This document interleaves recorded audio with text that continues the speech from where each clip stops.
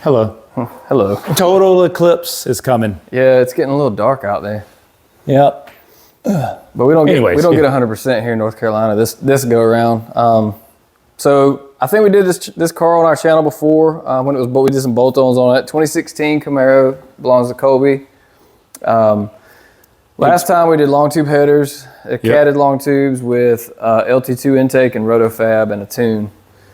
This time we did a camshaft.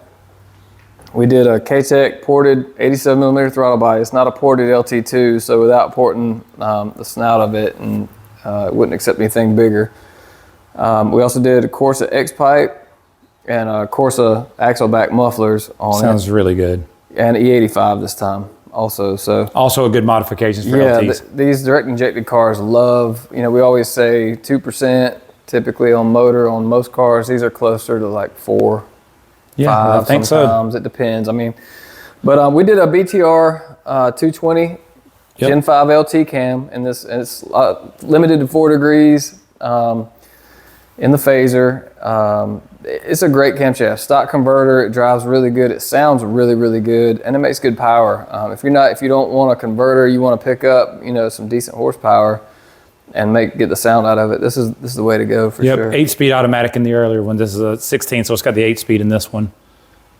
Yeah, for sure. We tuned that one last time. We just raised the shift points, of course, for this one.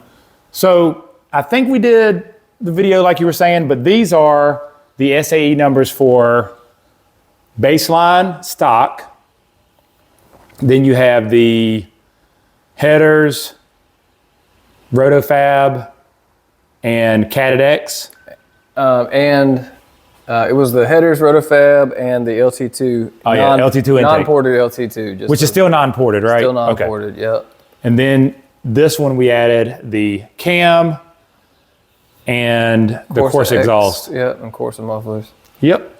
And then lastly, we just put in some E content. It's E85 today. 55%. Yep. And so these are all SAE numbers. We always talk about that, but the good thing about this cam is it doesn't really lose anything.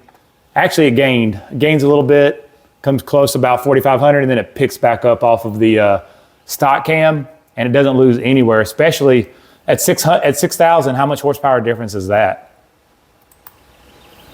Let's see, this is 418 bolt-ons to 484. Okay, it's about 70 horsepower. Almost 70 right there. Yeah. So yeah, pretty big difference. And then the standard numbers. We always like to throw those in there simply because we see so many people use them, and that's fine if that's what you want to use. But if you're comparing a number to a number, it made 498 and 472. Anything above 0.5, I'm rounding. Yeah. So yeah, 498, we're just a tick above or below 500. So you could pretty much call this a 500 rear wheel horsepower car. And these are stock, untouched heads. They're completely untouched. No port work, no milling, nothing. Yeah, I think a nice, ported intake or maybe even MSD or porting this one. Yeah, I'd maybe port this one, get you a couple. There's some things, but we could have gone with a much more aggressive cam if you want to do a converter.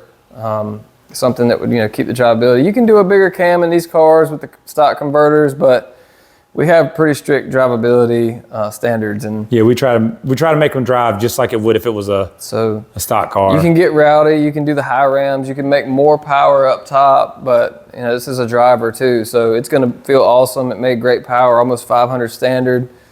Yeah, it's doing everything. I wouldn't do anything with it. I like 500 is a good number, but I think we have another LS7 next, and then back to some LTs. Yeah, we got a LS7, then we got a LT4 Corvette. So we're gonna do that, and we've got one or two more direct injected, like a Grand Sport Vet, I think. Okay. And a 2023 Camaro. Yeah.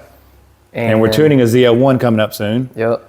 So there should be some exciting stuff, exciting content. So yeah. Anyways, just appreciate it. Dusty did, of course, like always, got a dyno pull, and he also did get one.